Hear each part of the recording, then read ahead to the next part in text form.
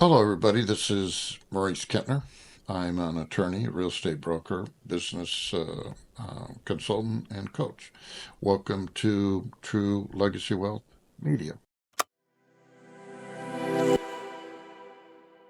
Today, I'm going to talk about how some people think it's just really bad to lose an argument. And I'll give an example. When I was a kid, my dad just hated to admit he was wrong. In fact, one day we were driving along. I was about 14 years old. I was in junior high school, and he had done something. I don't remember what it is now, but he was totally wrong. He had made a mistake, and he just wouldn't admit it. I kept trying to get him to admit it, and he just wouldn't do it. And finally, I just got kind of frustrated, and I said, Dad, have you ever in your entire life ever done anything wrong or ever been wrong about anything, right? And he said, Well, Maury, there was this one time when I thought I was wrong, but I was wrong. So you don't want to be like that. I love my dad. He's a great guy, had a lot of good qualities and everything.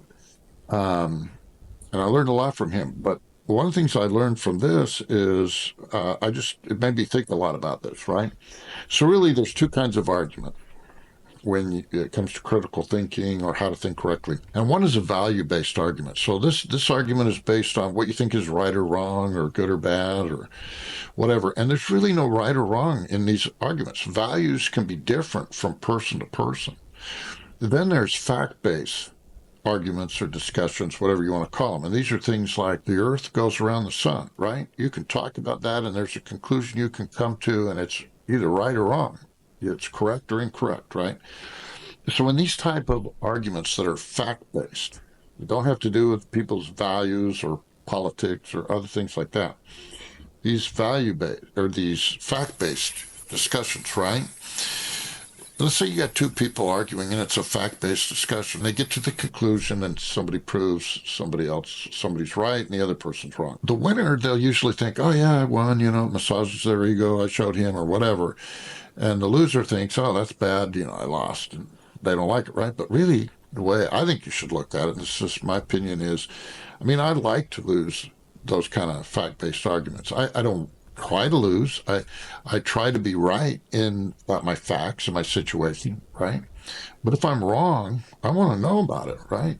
And then these two people having this discussion, I gave you the example of who really is the winner or the loser in the argument. Well, the guy who learns something, the guy who realizes that he was wrong about something, is now in a better position than he was before the argument. The guy who won the argument, what did he gain? Nothing. Maybe it massages his ego, but he's in the same place he was before, right? So don't have an ego about these things. When it comes to business and a lot of your personal stuff, keep an open mind, and it's kind of good for people to challenge you and about certain facts. When it comes to facts, I'm talking about values.